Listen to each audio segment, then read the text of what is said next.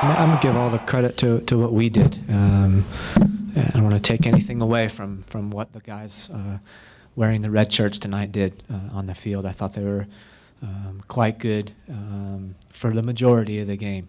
And I feel like that our club has been improving and our team has been improving over the past several weeks. And I think this was another positive step for us, which I'm hoping is going to continue forward.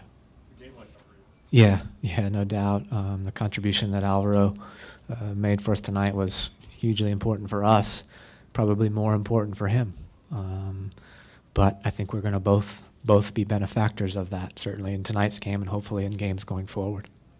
Both relatively easy finishes. Is that a product of him working hard and putting himself in those spots? Yeah, I mean, he put himself in a lot of really good spots tonight in the penalty box, which is what more typical for what we saw last year. He was battling for every ball in there and trying to get to the near post, and nearly got on the end of a couple other ones. And I didn't see any fear in the way he put himself about in the box tonight, which I think I had seen a little bit over the first quarter of the season. All again, I think due to his knee. Both of those balls came from Robbie Russell. Do you think maybe sometimes he doesn't quite get the credit he deserves with those crosses? Yeah, certainly. I mean, we're not known to be a crossing team, but Robbie is a talented crosser of the ball, and so sometimes you have to sacrifice probably your individual strength for the team strength. And that Robbie probably doesn't hit as many crosses as he could, just because we don't typically have guys that finish them. Alvaro is a finisher of crosses, and I think it changes the dynamic a little bit. Quite a few goals last year were scored from a Robbie Russell to Alvaro Sabrio combination, and I do think it makes us a little bit more dynamic of a team. So I'm glad to see it started tonight. How would you grade Will John's performance? He seemed to be all over the place. Yeah, I wouldn't actually grade any individual's performance. I thought they all did well.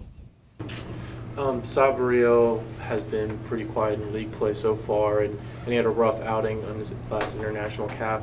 I mean, how would you gauge him mentally going in this game? Do you think he was trying to have a big game to really get back in the swing of things? He's not the easiest of characters to understand and to get a feel for. But there's one thing that's 100% true. He's part of our family, and we support him. And I know it's been a difficult first stretch of the season for him. I know it was a very difficult ending of the Gold Cup for him. But doesn't matter. He comes back to open arms here, which he did the very next day after his game. I was a little alarmed to see him in the locker room the morning after his last match of the Gold Cup. He was here doing his regeneration on the bike, taking care of his body, and a smile on his face. So credit to him for that. What did you say to him when you came off the pitch today? I said, smile. He seemed like he didn't want to smile about that, and I think he should. I think he should have a big, wide smile on his face. And recognize that this is the beginning, I think, of Alvaro Sabrio's season. Jason, he's such an inward kind of person, as you mentioned. Is it kind of hard as a coach to know what to give him, what he needs emotionally? Can be. Yeah, it can be. And I think more often than not, strikers are a little bit of a different breed. He's not the only one that can be challenging to manage, but it's also probably what makes him great. How's his seat? I think it's pretty good, but we'll check in with him here tomorrow. You started Luis Gil tonight. What did you maybe see in Chicago that made you start him tonight? Yeah, I just thought he gave us a little bit of a different dynamic. He's got real good pace, which most people don't know about him because he doesn't have probably as many opportunities when he plays in the midfield to display that pace. And he just fights. He's been fighting now for us for a while in our training sessions, and he was really good with the ball at Chicago. His possession percentage of completed passes was extremely high, and we need that. We need players like that in our team.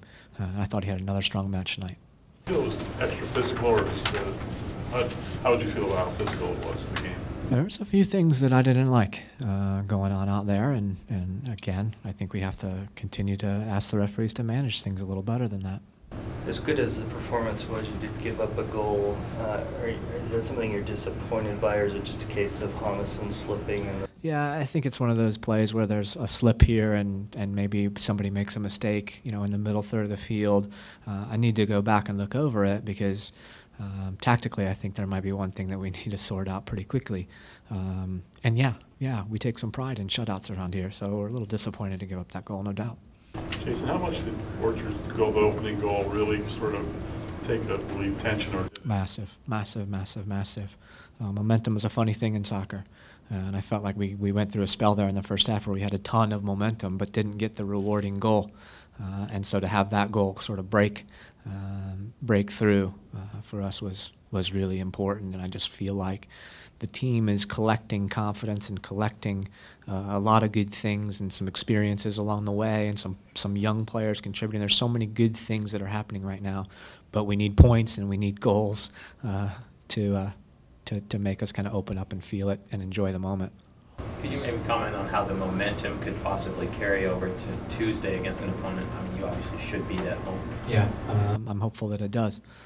I haven't made up my mind yet whether there'll be a lot of those same players on Tuesday or a lot of different ones.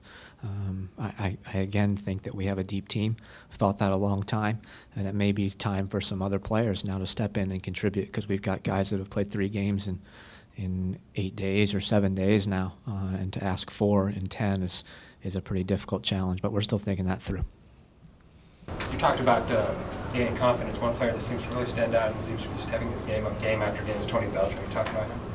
He's been a very consistent performer for us for a while now, and I think a month back or so was I think people don't believe when I say this, and I don't know, sometimes the players don't believe when I say it, but he started to train every single day at an extremely high level.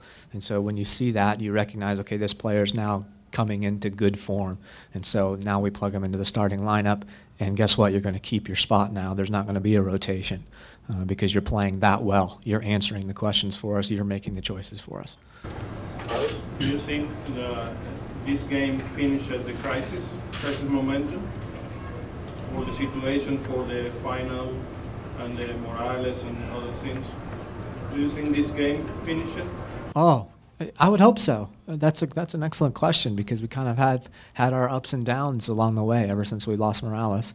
We've had some good moments in every game and some bad moments in every game. And one game we're pretty good, the next game we're pretty bad. I'm hopeful. I feel like the last 3 matches we've started to gain some momentum, even though we haven't gained all the points that we would have wanted along the way. I still feel like we've started to gain momentum, and I'm hopeful this is the one that's going to put us over the top and give everybody a ton of confidence going forward.